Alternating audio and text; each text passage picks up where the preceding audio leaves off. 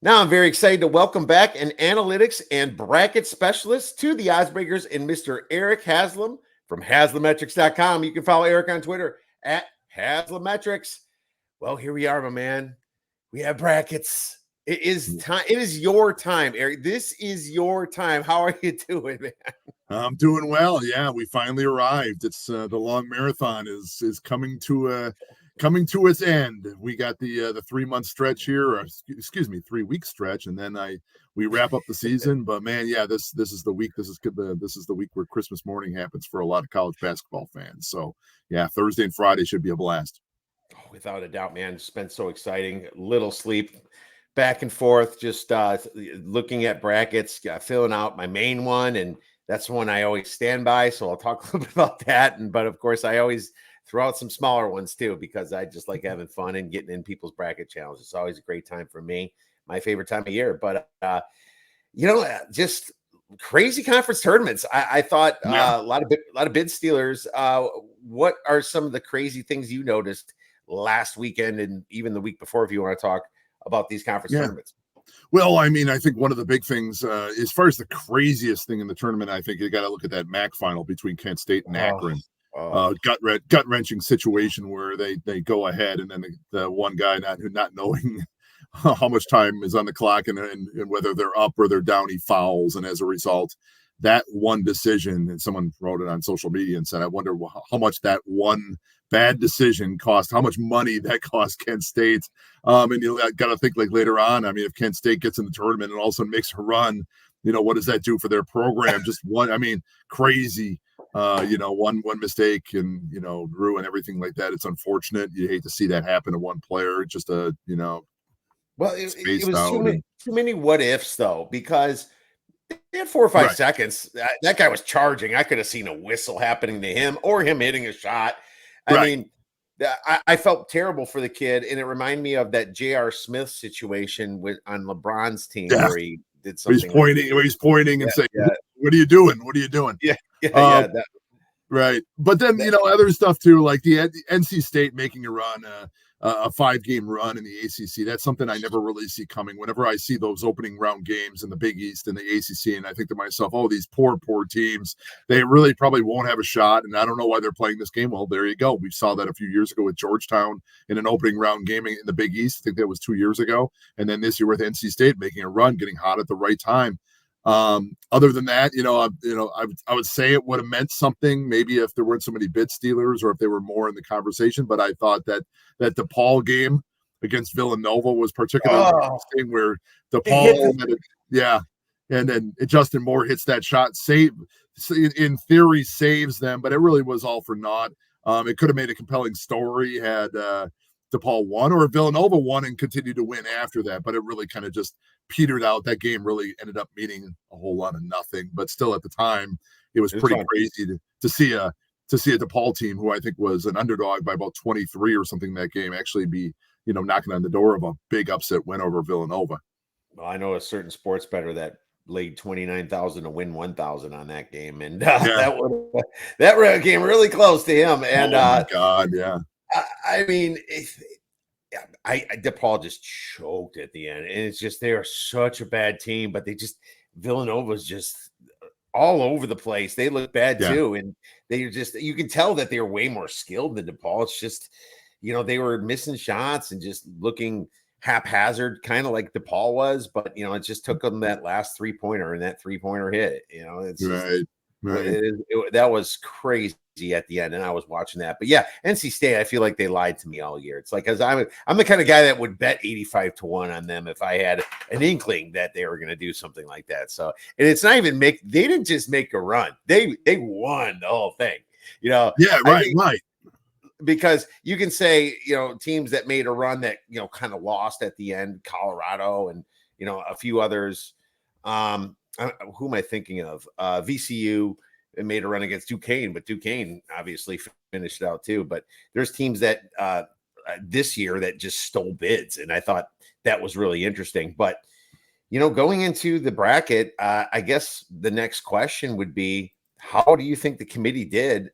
Bear in mind, obviously, bid stealing and all the things that came through with it. How do they do on seeding these teams and creating the bracket itself, according to maybe your numbers at Haslametrics? Well, slightly disappointing. And I think a lot of bracketologists across the board kind of said there were a lot of head scratchers. I kind of thought there were going to be I would say there was a jaw dropper or two that I kind of expected of a team that a lot of people probably thought might be on the 8 line or 9 line that fell out of the field. The jaw dropping really for me was just some of the puzzling seed lines that some of these teams fell on. I mean, one of the things that was particularly interesting to me, a lot of people talked about the Big East getting 3 teams. That didn't shock me as much because Providence and St. John's and Seton Hall were kind of hovering on the lower side of the bubble. I thought they might throw the Big East a bone out of just because they're the Big East and get one of those teams in. I thought Seton Hall was most deserving of the 3, but that didn't really surprise me that the Big East just got 3. What surprised me was the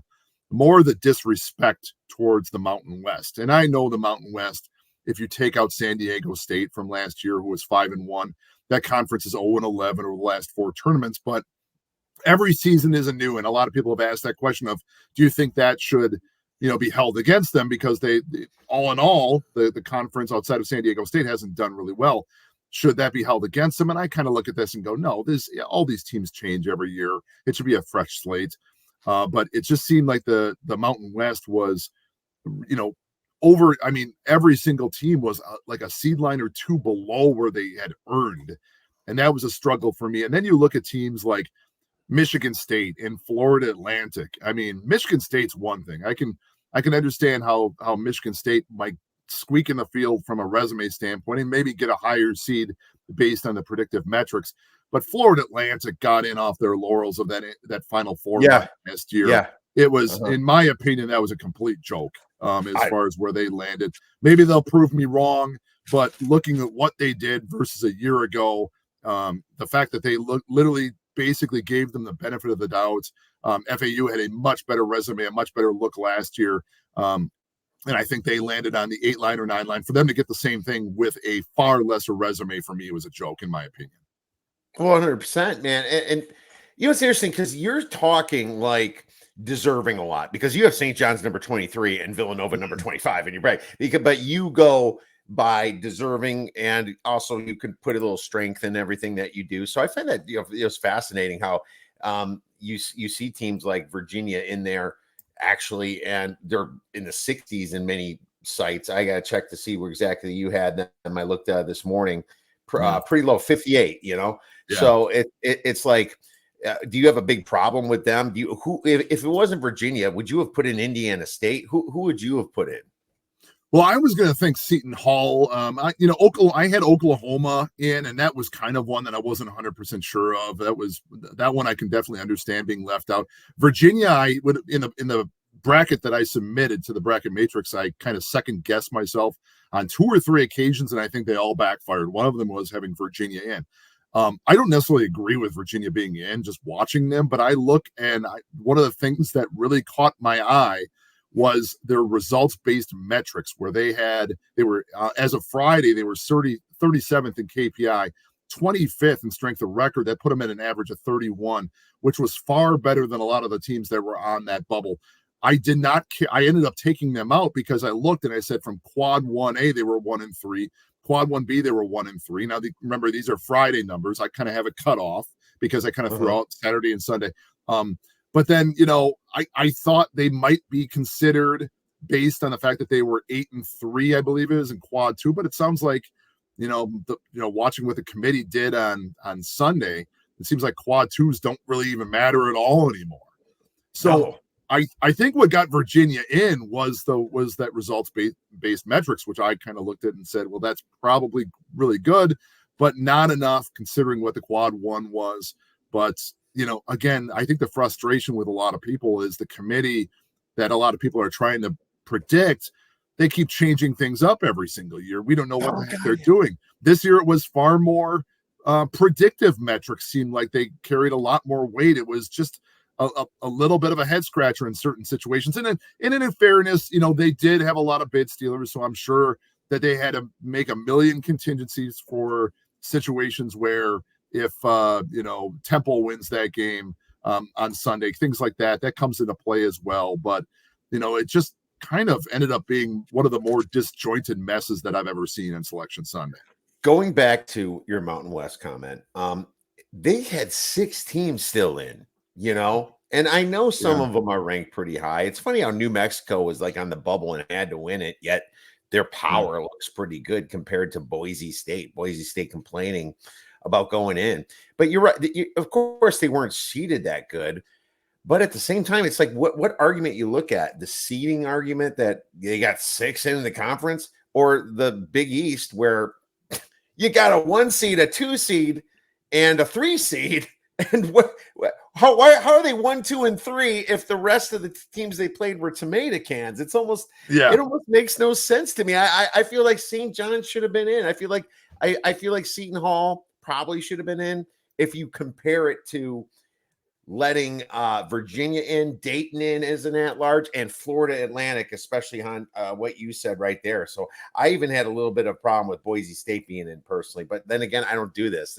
This is something you've studied for a long time. I'm always like a strength guy, I'm always like, who am I going to bet on? It's so funny that I would bet Ohio State, to be honest, the way they're playing right now, over a lot of these teams. So it's always going to be that argument, but I'm going to say that that the committee probably did a C or C plus. When I looked, I thought B or B plus, because I thought that they did one thing that I really liked really good. And of course, keeping Oklahoma and out was in Wake Forest out was good. That was one thing, but I loved how they put Tennessee and Purdue in the same quadrant, because those two coaches deserve each other from their past history success. So I was happy about that. And I was also happy that I always look at the home court advantage. Not too many this year. Akron, 110 miles from the Paint Center, and Western Kentucky's 235 miles away, and Drake's 150 miles away from Omaha. But that's it. It's the rest of it. It goes to the top seeds. Their home court in many cases, except for North Carolina. But I thought that they did pretty well, not giving a really bad team home court against a good team. Mm-hmm. Yeah. And about the Big East, I look at that and go, I just think the Big East, those top 3 teams kind of sucked all the air out of the room because they were so elite. UConn and Marquette and Creighton, they kind of created that little area of separation, whereas you usually don't see that in some of these conferences. You see it much more spread out, and that's how these teams, if you have teams that are very elite up here and you create this bubble, you push this down to where this is the cut line. In a lot of these other conferences, those teams aren't as elite, so it allows some of those teams to rise up. And I think that bubble between the top 3 teams and everybody else in the conference was maybe a little bit too big, and that was what cost the Big East in the number of bids they received. 100%. Well, great. Well, let's talk about your bracket, man. What do you got going on with the Final Four? Or you can just say, are you going by just how you kind of seeded it? Like how with the reason you made Haslametrics years ago in the past? What's your bracket look like?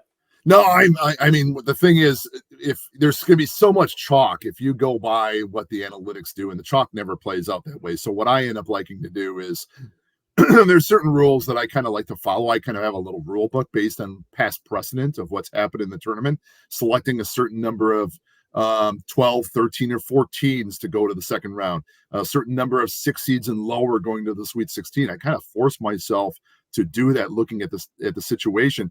But what I'd like to do is different from what I used to do for many years, is I kind of pick backwards now. I used to just start, first round games and then go to the second round games and then to the end.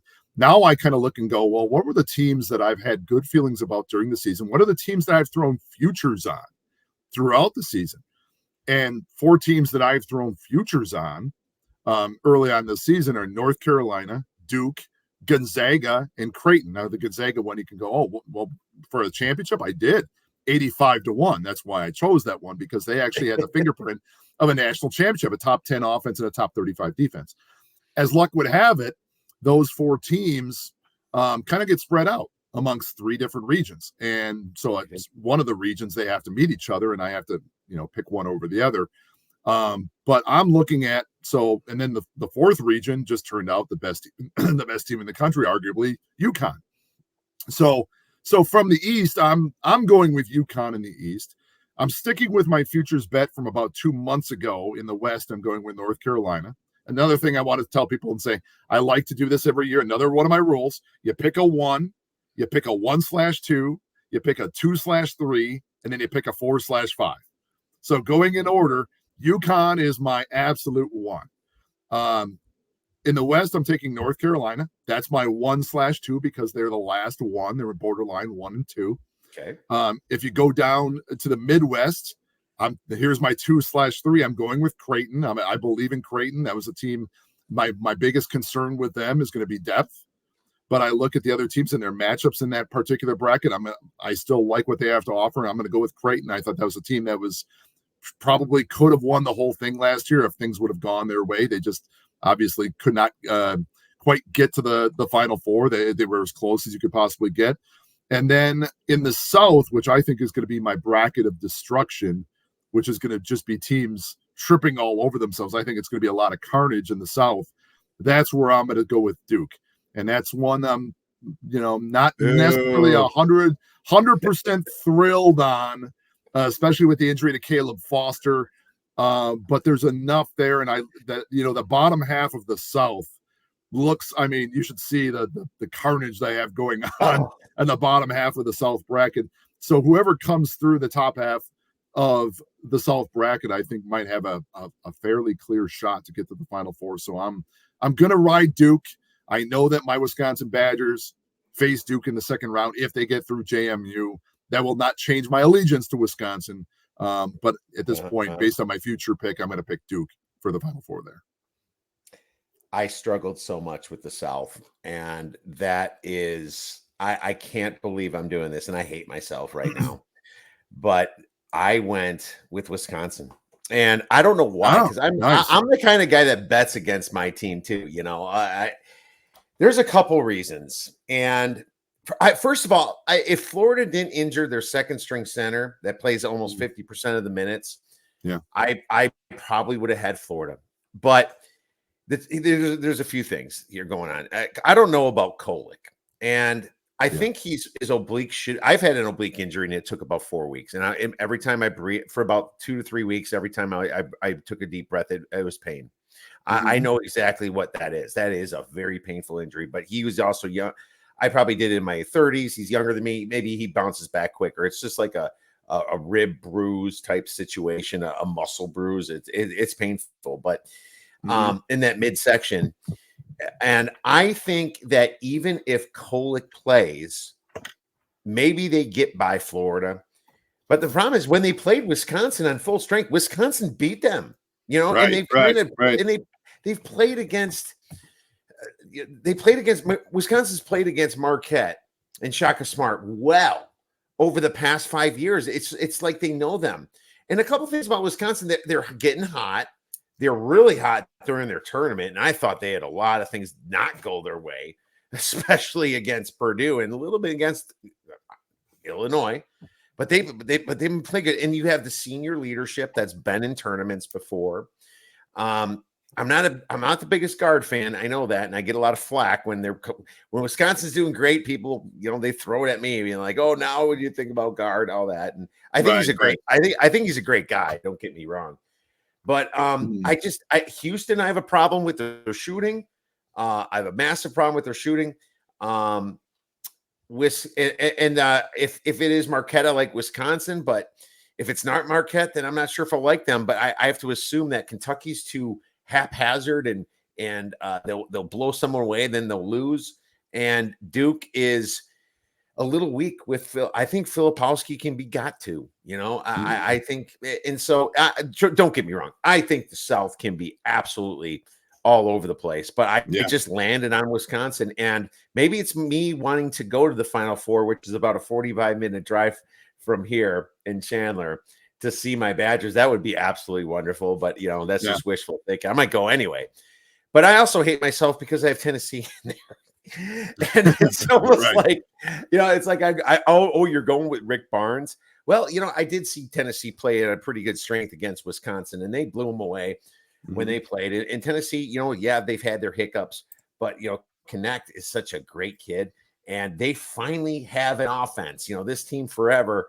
When I look at KenPom, when I look at Haslametrics, their offense has showed up more this year. And I just finally see this team, and even with Rick Barnes' incompetence, I think that some of those guys can play through of that. And so now you have Purdue there. I think Zach Edey's going to have a bad officiating day where it's, unlike he was in the Big Ten play.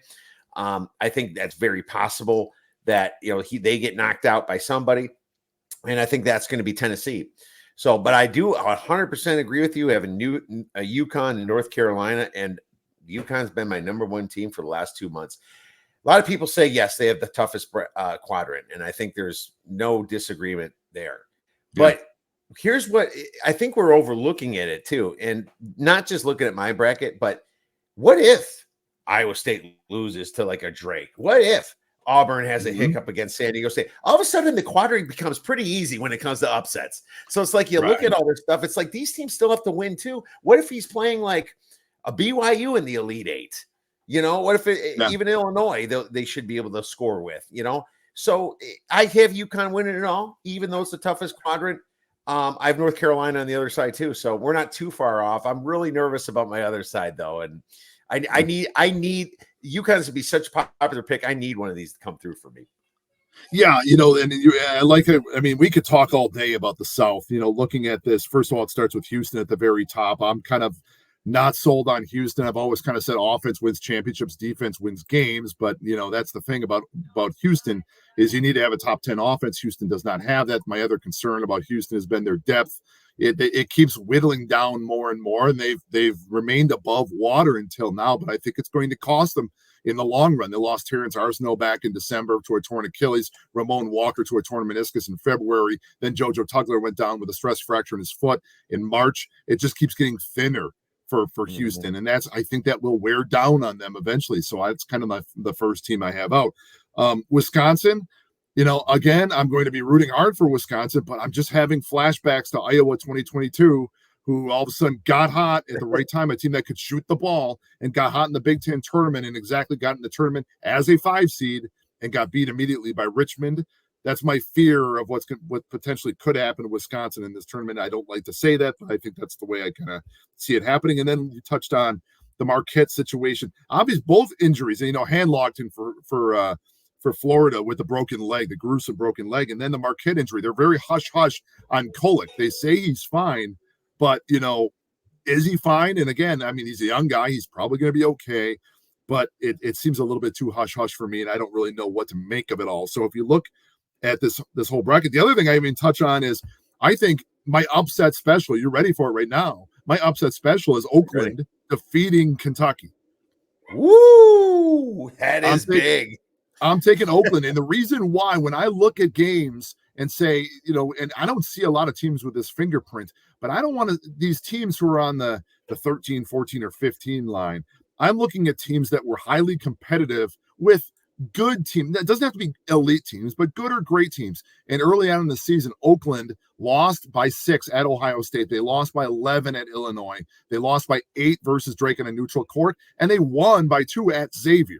So that's a little pieces of evidence that I think Oakland could shock Kentucky, especially since Kentucky, and you can throw Alabama in this group as well, those are two teams that have been highly susceptible for early round defeats because they are so elite offensively, but they're so lax defensively. We've seen this in the past from teams like LSU. Remember when Ohio State lost to Oral Roberts? It was the same story. And a really, really good offense, but we play defense some of the time. That's Kentucky, that's Alabama, and that's where I'm like, I was dying to pick Alabama to lose, but the committee did them a favor by giving them Alabama light in Charleston. And I'm like, I can't imagine a better draw for Alabama than Charleston, who's going to play their exact same style of play. It just doesn't have the talent to keep up with them. I don't like Alabama's long-term outlook, but, in that first round game, I was dying to pick against Alabama, and I just couldn't do it against Charleston. Oh God, I know Charleston, no big wins, but I actually did pick Charleston against Alabama as a big upset, but believe it or not, the one right above it, I'm going to take Grand Canyon over St. Mary's. Nice. Here's the I don't like teams that won their conference tournament.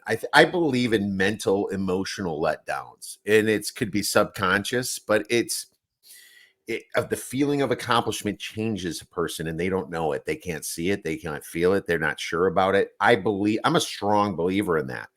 And I'm kind of attacking my bracket a little bit that way.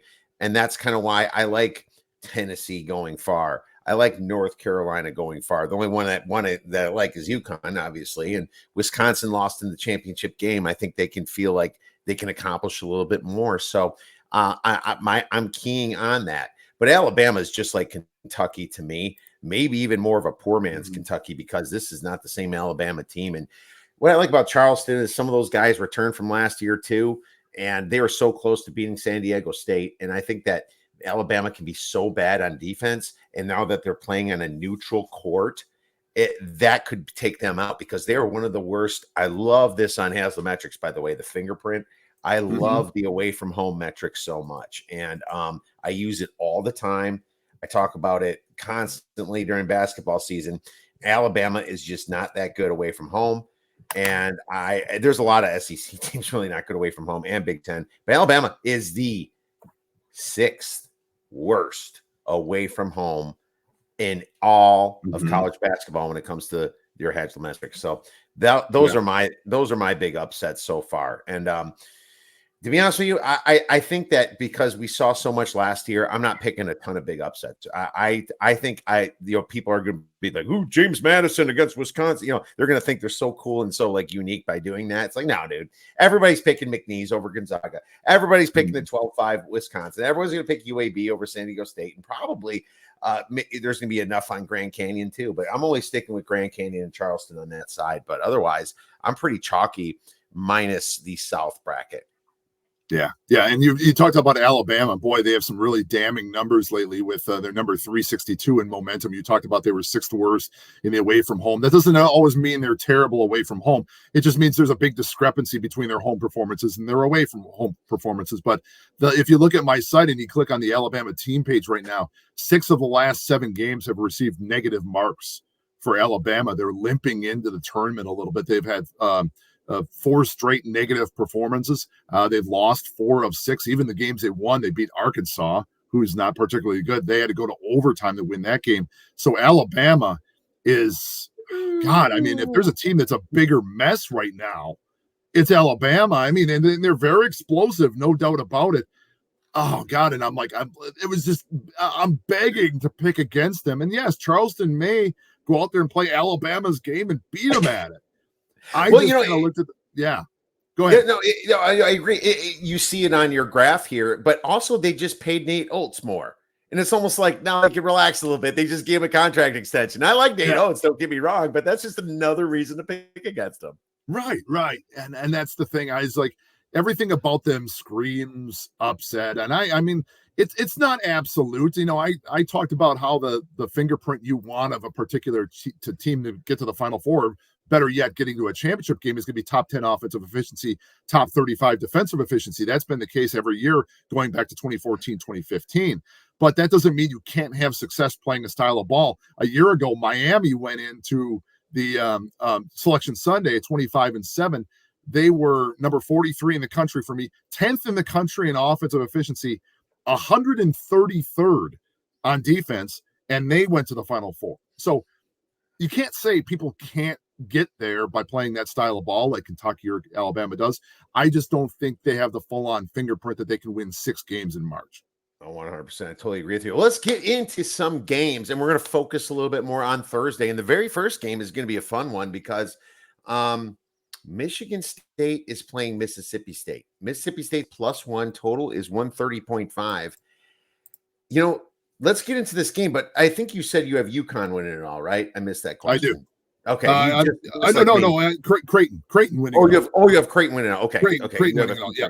Okay, wonderful. I totally forgot to ask that at your Final Four. So you have Creighton winning it all, and I actually have UConn. So there we go. 2 Big East teams. Look at that. What a bunch of Big Ten sellouts we ended up being, my friend.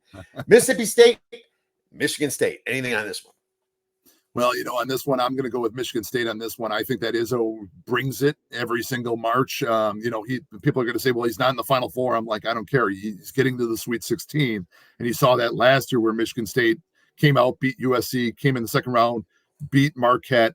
I'm not enamored with Mississippi State. In my opinion, Mississippi State was one of the teams I disliked the most coming into Selection Sunday. I thought there was a legitimate shot.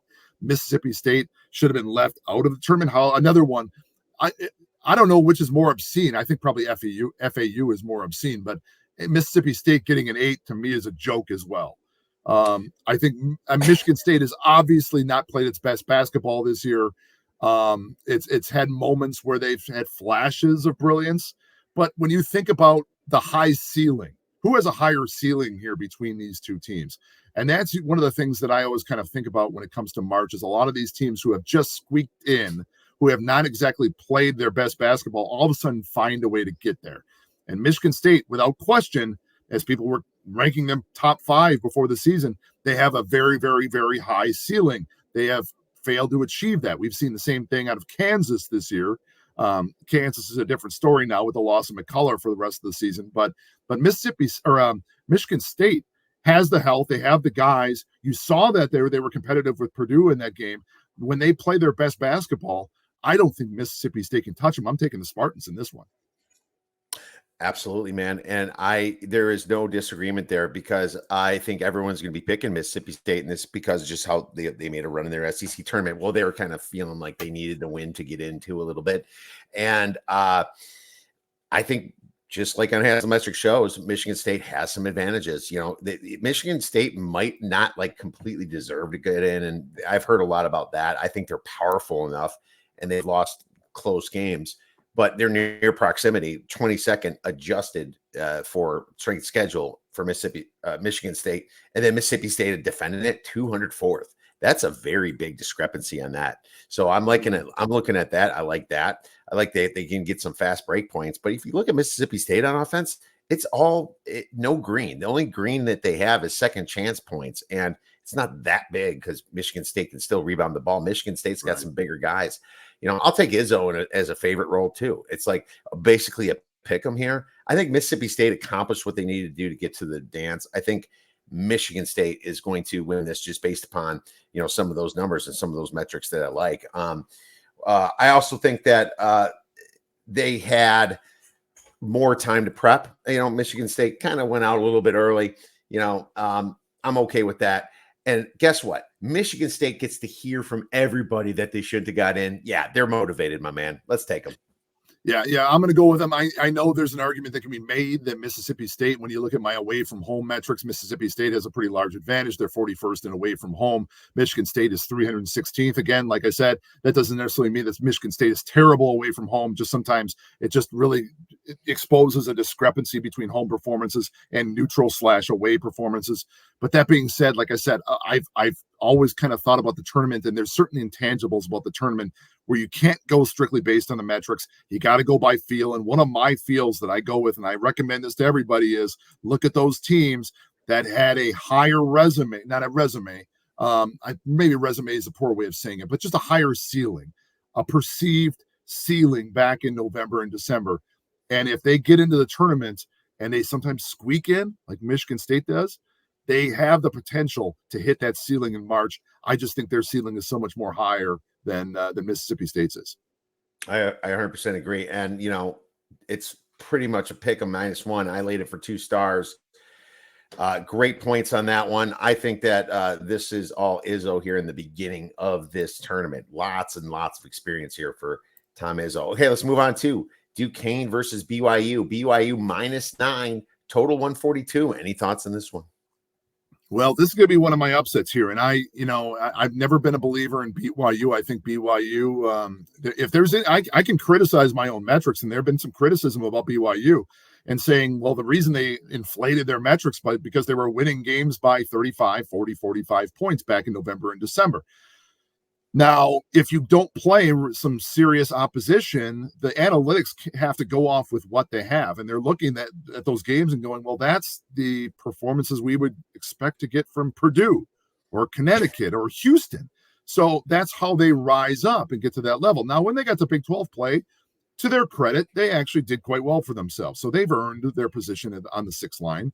I thought they even could have gotten to the 5 line, to be honest with you. But one of the things, and I just touched on this before about the away from home metrics, and these are the numbers from the other day. I don't know if these changed by 1 or 2, But BYU away from home is 350 in my 350th in my metric. Duquesne 23rd. And this is another thing. So I think BYU has been a little bit inflated. I think Duquesne comes into this game with a lot of momentum. They're 24th in momentum, 23rd away from home. And it just feels like I talked about BYU just struggling a little bit more away from home. This kind of has all the pieces in place to have that vintage 11 over a 6 right here. I still think this is, if you're looking at all the 11s versus the 6s, this is probably as good an upset pick as any, in my opinion. I just can't be a long-term believer in BYU. And it kind of ties into what I talked about with Michigan State, just the flip side. Nobody saw BYU coming before the regular season. So I think, to their credit, if their ceiling was here, BYU largely throughout the season played up to here. They played pretty close to their ceiling. One could argue Wisconsin did the same thing. But the question is, all it takes is one game once you get to March. And if this is your ceiling here only, and all of a sudden you've been playing here, but you have one game down here, we saw that last year with Iowa State when they were in the same position and fell down 22-2 to Pittsburgh in that game. The same thing, the same fate could befall BYU here. Yeah, I'm going to also mention that I believe they're away from home a lot more than Sparty, because the Big Ten officiating was so bad to away teams that they're 56% were hitting at home against the spread. And that was even after they were juiced. And we're talking like 4 or 5 point home court advantages. So I'm not buying the away from home as much in the Big Ten, but I am buying it for BYU because I watch BYU play on the road. They're absolutely terrible. But what do you get when you have a smaller conference team that plays slow, great defense, can't shoot the ball well, against a power conference team that performs quite poorly away from home? You get unders. You get the under, my man. I am taking under 142.5. It's at 142. I would take it again at 142. I don't see a lot of points here. I had Duquesne win in the A10, so that was my biggest conference tournament win at 14-1. Real happy about that little humble brag here. But I'm still going with the under here, baby. I love the under, so we'll ride with that one. Okay, Akron Creighton, and Akron is going to be about a 12.5 point dog against Creighton now, 141.5. Yeah. I'm interested in what you got here because you got Creighton going all the way in your bracket. So any thoughts on this game? Well, in this one, I think that, I have it even, I've Creighton by, I think it's almost 16, it's like 15.5 or 16. But I could definitely see Akron giving Creighton a little bit of a scare, kind of the way they did with UCLA 2 seasons ago. It's a little bit of a different animal than it was then. That Akron team is a lot slower. Right now, Akron is 241st in pace, but there's, outside of a lot of their numbers don't really jump out at me. I mean, this is maybe what scares me a little bit. And I'll explain in a second, because they're 141st in my rankings. They're 197th offensively, 100th defensively. So none of them are better than 100th, none of those rankings. But what scares me is, as my good friend Michael Hunter said, he said, when you're picking your brackets, if you do multiple brackets, he said, think of the one game where you don't even think about it. You just kind of write this one team in. You're like, you don't even consider this other team. I'm worried that people are throwing Creighton in and no one's going to consider Akron. And as a result, Akron's going to find some way to sneak this out. And we saw what Akron did 2 years ago. They really put a scare in UCLA. Like I said, different team, a little bit different style. The numbers don't seem to favor Akron. I'm a believer in Creighton, but God, I may not touch this one, because sometimes I think that Akron could put a scare into Creighton. And if you put a scare in Creighton, I don't think that's the worst thing in the world. Some of these early tournament scares can be very, very healthy for some of these teams who are looking long term to succeed, because if you put a scare in them, it's a kind of a wake up call, and they start saying the question, or looking around and saying, hey, we cannot take these teams for granted early on in the tournament. We have to play every single game and focus on every single opponent. I don't know if Akron's going to provide that scare, but that's my fear. I also fear a little bit for Creighton that they haven't performed all that well in neutral courts early in the season. They lost that bad one to Colorado State. They also lost semi-away game at UNLV, and that was a little concerning as well. The only neutral one they won was Loyola, and once they got to their Big East tournament, that was bad. I think that they're a little scary here because Akron's going to be very close from home. They're only 110 miles away, and if you double that with the other fans there, they just want to see upsets. They don't have Creighton going, and that can get a little worried. Akron doesn't deserve to be in because of what happened to Kent State. I don't know if that probably has nothing to do with the handicap, but I do feel bad for Kent State. But Akron didn't look all that great that game either. Akron, I saw them. I tried to play them against James Madison away, tried to be a sneaky little play at +6, +7. They lost by about 10 or 12 points, something like that. I can't remember, but I don't think Akron's that good. But this could be another underplay as well because Creighton sneakily has a better defense than they have in the past, And so I think that they're going to play some defense and maybe the shots ain't falling right away from them. First half under type situation. That's what I lean in this situation. So we'll give you a lean to the under. Next game, we have Oregon versus South Carolina. South Carolina -1, total 133. Now, this is one of those interesting games where I really thought about it because Oregon wins their conference tournament, but this goes right back to my angle that I don't like being on conference tournament teams, especially when they accomplished everything to get to the tournament. Now it's letdown city.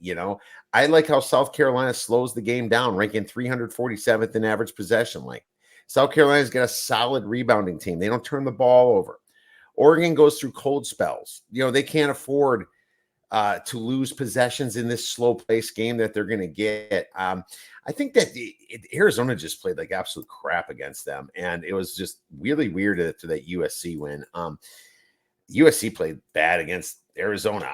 The Gamecocks, one of the best ATS this year, 23-10, and I'm getting the Gamecocks against a team that probably wasn't going to get in at -1. Sign me up, man. Sign me up for South Carolina. Lamont Paris, yeah, baby, let's go. We'll go -1 for 2 stars there, Eric. Yeah, I think it's going to be -1 as well on my spread. I look at this, they got to find a way to stop and follow Dante. He scored 22 against UCLA. Then in the final, he went 12-12 against Colorado, scored 25 points. He's been he's been a beast inside.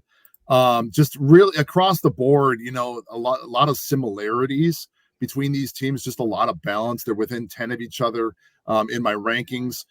Slightly better offense for South Carolina, and they're basically on top of each other defensively. Not much of a change there. This is going to be a really tough one. Again, the South Carolina team has been so providency. That's the word I've given an adjective. 2022 providency, I say.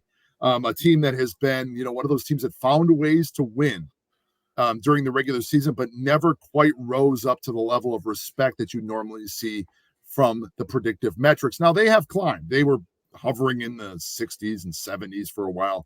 They are back now into the top 50, number 48 for me, but far from elite for a team that you find on the 6th line. You know what I mean? So the predictive analytics don't really believe in them, but to their credit, they do find ways to win. And the question is Oregon's luck now going to run out? I mean, I made the very similar statement about Wisconsin of they went on a nice little run, but have they burdened themselves out? Have they peaked too soon? Now all of a sudden you go back to back wins for Oregon. Are they due for regression here? And if so, South Carolina could very well take advantage here. One of the things defensively, I want to note about if you're going to stop Dante, near proximity attempt rate defensively for South Carolina, 138th in the country, but they are 20th in defensive near proximity percentage, stopping the shots on the inside. That will benefit South Carolina greatly. I think they have the tools to beat Oregon here, and I think they have the tools to cover versus Oregon here. Absolutely. Colorado State's destroying Virginia. Virginia finally just got to 25 points with 12 minutes left in the second half. It's 42-25. It was just 21, so they must have got a steal or something. But dude, Jekyll and Hyde. It's the two-faced team. I mean, they are the most inconsistent team in Division I. They are all over the map. You never know which Virginia you're going to get. And I'm frankly, I'm kind of glad to see them go because if you're going to get. They shouldn't be in. It was ridiculous. Yeah, I mean, as far as they basically got in off those results-based metrics, which again, you're looking at two metrics, which are really, in my opinion, very, very arbitrary. Well, going back to what you said, they're like, oh, the teams that are hot right now. Let's look at the teams that are hot right now. Well, St. John's went to the championship game. Right. You used that excuse a million times before, and now you're not. They keep changing it, like you said before. They keep changing it. It throws it up. Well, and they did the same thing with the Mountain West, and we're rehashing this, I know, but the Mountain West, they said, well, the Mountain West got all those quad one victories by playing each other. Well, what did the Big 12 do? Did the Big 12 do the same thing? I mean, that's the joke of the matter, and I think they kind of relied, on we're kind of rehashing this and circling back, but they really hit hard on that non-conference strength of schedule, which you're not going to see me agreeing with Jay Billis very often, but if you're talking about the total body of work, the entire body of work, then why are we even talking about non-conference strength of schedule? If we're going to consider it that much, then don't ever say the entire body of work like they have in the past, because it's an outright lie. If they're going to, and that's where bracketologists myself are like, they change their story every year. Drives me nuts. Thanks for and I don't want to keep on this subject, but thanks for the comment, ZZ30. Yeah. I don't want to jinx my bet either, because my first and largest bet was against Virginia today. So we'll see if that comes to fruition, buddy. McNeese State versus Gonzaga. Gonzaga is about -6. It was 6.5. The total is 150.5. I will let you have a future on Gonzaga. You have the floor. I do. Gonzaga was my they just fell out of my elite club of top 10 offensive efficiency, top 35 defensive efficiency, because they're 5th in offense, 36th on defense. And that scares me a little bit, because it reminds me of a team a year ago who was just outside, named Arizona, who got bounced on day one by Princeton last year. And that kind of scares me a little bit. But the thing I like about Gonzaga is that they were in that elite club all year round, and nobody really knew about them. They've kind of been under the radar. They really did not score a lot of quality wins early on. They struggled. They finally get the win over St. Mary's, and then they get the win over Kentucky, which kind of put them in the tournament and on the map a little bit more. But at one point, even it was either right before the Kentucky game or shortly afterwards, they were hovering in that top 10 range offensively and top 35-40 range defensively. And I'm looking at the Creightons and the Dukes and the North Carolinas 21 to 1, 24 to 1, 28 to 1. And here's Gonzaga sitting there at 85 to 1. I could not resist. I thought that Gonzaga, in theory, had the potential and the chops to actually make a little bit of a dent in this tournament, maybe even go to the Final Four. If anything, how much poetic justice would it be with Gonzaga every year with the high expectations with Drew Timme, and they cannot reach the pinnacle, to have a Gonzaga team that all of a sudden comes out of the blue and makes a run to the Final Four when you least expect it? I think Gonzaga could potentially give Purdue a major problem if that matchup happens in the Sweet 16. So in this situation, I know that McNeese is a very, very popular pick with Will Wade as their coach, returning to the NCAA tournament. I'm still going with Gonzaga. I believe in the Zags. I believe the Zags are headed for the Sweet 16. You love your Zags for a long time, and I've been always hoping Mark Few is going to win one. But look at this. You got an 8-over-8 spread here. It's 6. Do you smell that? It smells like a public dog to me, my man. The public all over McNeese State. Now, look, I like McNeese this year. I've made some bets on them. They've got unbettable at some point, but they're still winning by 20 points, so they're still covering. But, this is a situation where McNeese hasn't played anybody, my man, anybody. You looked at the metrics there. Gonzaga's got tons of advantages head-to-head on them. Mark Few is a tournament coach. He's been here a million times. He's been in the last 28 WCC tournament games. Finals. Yeah, are you serious? He's been in that many in a row. Probably won most of them as well, clearly. So, I mean, I like what McNeese did this year, but this should be a 7.5 to 8 point spread. I'm just going to sit it out. This thing might dog down to 5.5, 5. I don't know, but this just feels like such a public dog, and you really want to get on this. Gonzaga number 1 in near proximity shots. McNeese 203rd in defending it. Yeah, I mean, Gonzaga should wipe the floor with them. Absolutely. I'll be on Gonzaga. I'm going to give you a lean at -6 right now, but hey, I'm probably going to be on them at some point as soon as the number kind of settles. Next game, South Dakota State versus Iowa State. Iowa State minus 17, total 135.5. Danger, Will Robinson is what I say in this one, because Iowa State's fat and happy. They just bombed away on Houston. And, man, I think that McNeese State might have beat Houston last game. But, I mean, look at this. Only 109th in effective field goal percentage, 55th in offensive efficiency. I think there's some serious red flags for this Iowa State team. And I know they're great on defense, but they're another team that's been terrible on the road. And do you know what the Jackrabbits feel like to me? They feel like that Baltimore, Maryland Retrievers team that just couldn't stop hitting it against Virginia when Virginia lost as a 1 seed. Well, they can jack up some threes, 38.2% from 3-point land.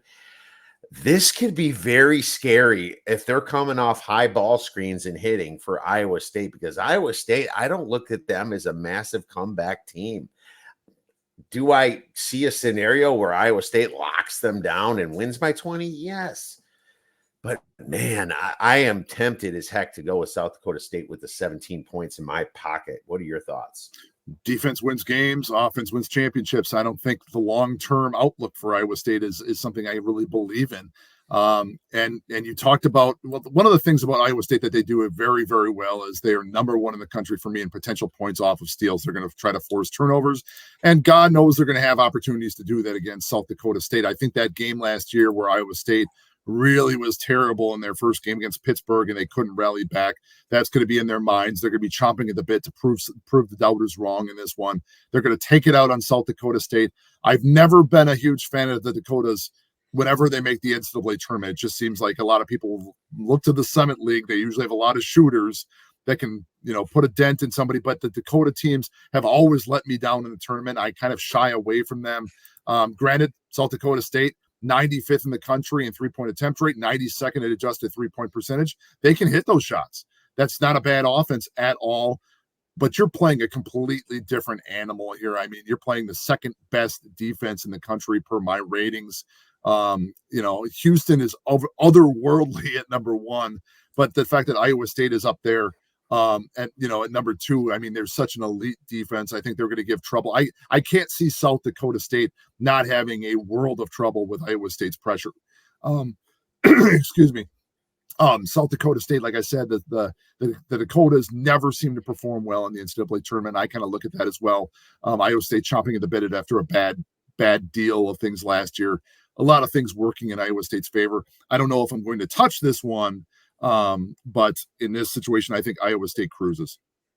Well, you have the number at 17.37. So you're a little bit more shying towards the playing Iowa State. So I get that. And that's just coming from straight analytics and metrics. I'm still worried about Iowa State away from home and the fact that just won it. So it's a lean right now for me, but this thing can get up to 20 at any moment. So we'll possibly have to make it play on my side of things if that happens. Let's go to NC State versus Texas Tech. Texas Tech's going to be laying about 5.5 points. The total is 145.5. Wow, at 5.5 while you played NC State. What's this line telling you, Erik? Well, I mean, it is, so I have Texas Tech in this one by 3. The question with this one is going to be really NC State. It's just such a, I won't say Jekyll and Hyde yet, just because with Virginia it was kind of like night to night. You didn't know which Virginia team you were going to get. With this NC State team, what's so puzzling is going into the ACC tournament, they had lost 4 straight. They had lost 7 of 9. They looked nothing like a team that was going to be in contention, and all of a sudden they go out there and they beat Louisville, and not particularly great, but all of a sudden they flip the switch and they bury Syracuse. They look really good against Duke. A hard fought game against Virginia, and then they beat North Carolina. 5 games in 5 days. Did they flip a switch, or are they burned out? That's going to be the question. Now, I've never been terribly enamored with Texas Tech. That's still, to me, I look at that roster and I'm just not a huge believer. I know they have had some recent injury issues as well, that I don't know if everybody's healed up there all the way right now, but that's another team that I don't really believe in. So I could definitely see NC State keeping its run going.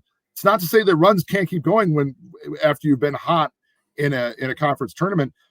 A year ago, San Diego State won 3 straight games en route to winning the Mountain West Championship, and then they went 5 games, won another 5 games to get to the championship game before losing to UConn. So just because you go on a streak before the NCAA tournament starts doesn't mean you can't continue it. I think this sets up nicely for NC State. As I said before, the teams in this bracket are just primed to fall. And NC State, that would be a team that I could definitely see going somewhere, keeping that streak going, maybe winning 4 games. I don't know about 4, but maybe 3 games in this bracket.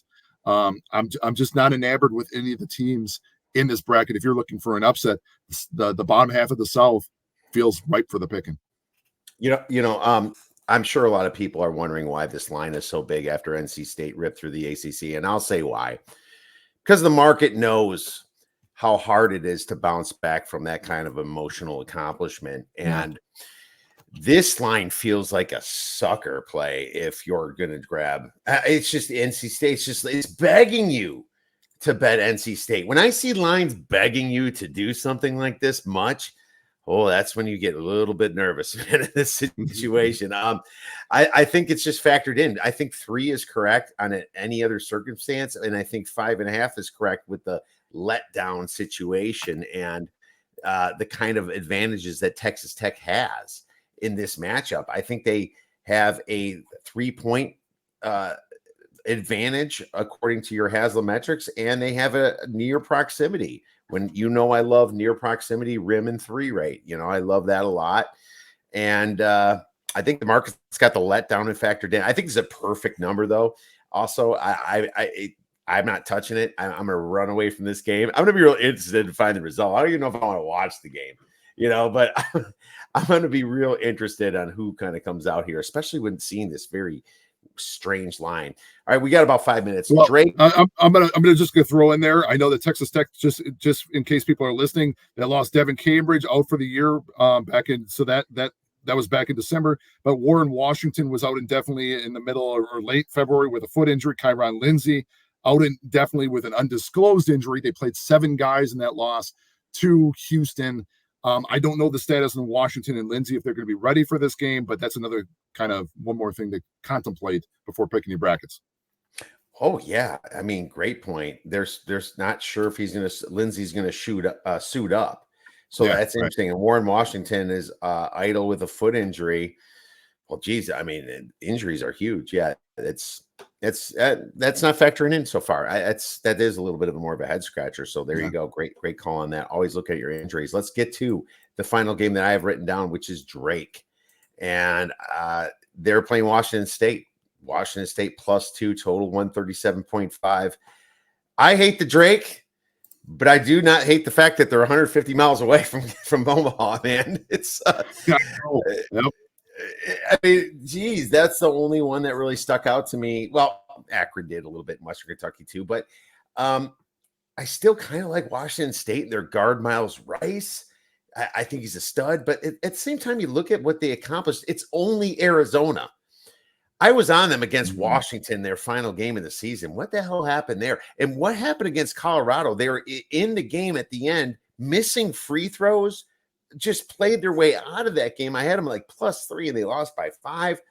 There's something wrong with this team too. It's like they only beat Arizona. I switched my pick from Washington to Drake, but I'm not sure if I'm going to bet it. If I get a +3 on any side, I'd bet it. It's not going to happen probably. So I'm passing, but I'm going to pick Drake to advance. Yeah, I'm also picking Drake to advance. They got to be able to make their shots, though. They shoot their 12th in the country in the adjusted 3-point percentage. Makes up a healthy 38% of their shot attempts from behind the 3-point line.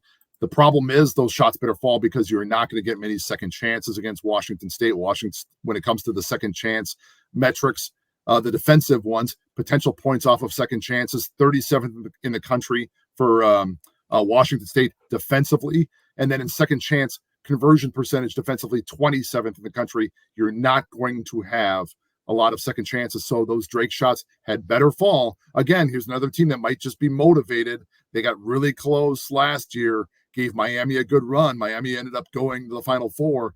Drake hung with them most of the way. Can Drake be motivated? Are they going to take the step forward this year and finally take it to the next level, which is the second round of the NCAA tournament, and to meet potentially a very intriguing matchup against Iowa State? Very, very intriguing. I would love to see Drake against Iowa State. So any other Thursday games that you want to discuss?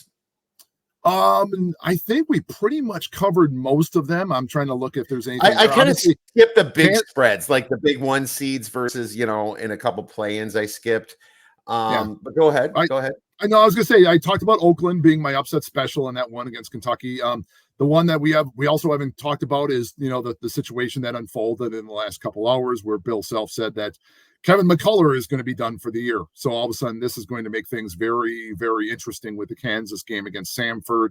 I don't know what the spread was or where it's going to go towards, but I'm inclined to stay away from it because, again, for a lot of different reasons, because the ceiling is still pretty high for Kansas, but they've gotten nowhere near it. They're another Virginia. They're a team that just lacks motivation. They've lacked focus. They can bring it when they're motivated, but it seems like it's 1 out of every 4 times. You cannot rely on Kansas to be there on any given day. You saw it, the body language. They just didn't have it in that Cincinnati game. Granted, you didn't have Dickinson in that game either, but Dickinson does provide a different dynamic if he's healthy. I mean, he's on the court. I think he can make an impact in that game against Samford, but boy, losing McCullough is a big loss. But you got to remember this team. DeJuan Harris is still there. KJ Adams is still there. Furphy is still there. Elmarco Jackson's still there. All these guys are quality players. They can hit a ceiling, but boy, losing McCullough is a big loss. I don't know how that's going to affect them long term, but I don't think the outlook for Kansas is particularly positive. Not at all, my man. I agree, and it dropped down to 7, but this could be that rally game too for them. I think they might quit too, and I had them quit against Cincinnati in their Big 12 tournament, and that was an easy win. But this could be just a quick rally where Kansas, let's show them, and then they'll falter the next one too. So it's gotten so small that against the Samford team, this talent is still way higher than Samford. Sorry, it is. I like Samford, but no, I'm not going to get there with them. Anything for Friday real quick?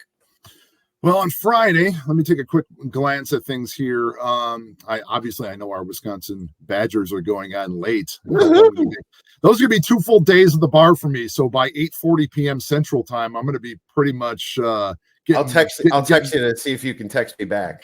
Getting pretty tight. At that point, it's not so much anything that I'm going into the bar like the alcohol related. It's just a lot of those are long days for me, man. I'm just I get really tired. I hit the Red Bull during the day on Friday, but nothing really stood out to me there. I think that New Mexico Clemson game brings a lot of intrigue. I think that I was convinced with a friend of mine Eli Hershkovitz was really kind of sold on Clemson making a difference with Jack Clark back with PJ Hall, that 1-2 punch. They kind of had a lot of features about Clemson that I kind of did like.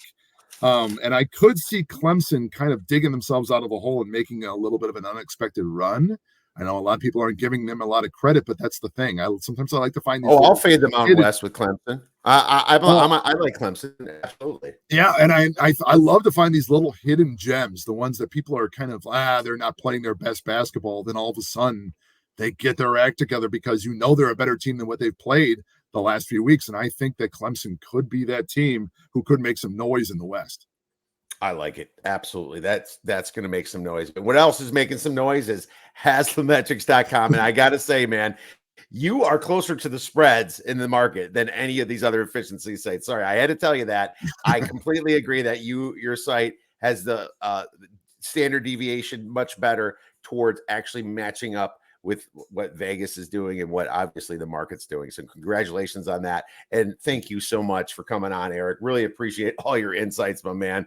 If you guys haven't, make sure you guys check out Haslametrics. But Erik, it's always been a pleasure to have you on. Well, thanks for having me. I appreciate it. All right, my friends, make sure you check out Erik at Haslametrics on Twitter and check out these wonderful stats and matchups. It's all there at Haslametrics.com.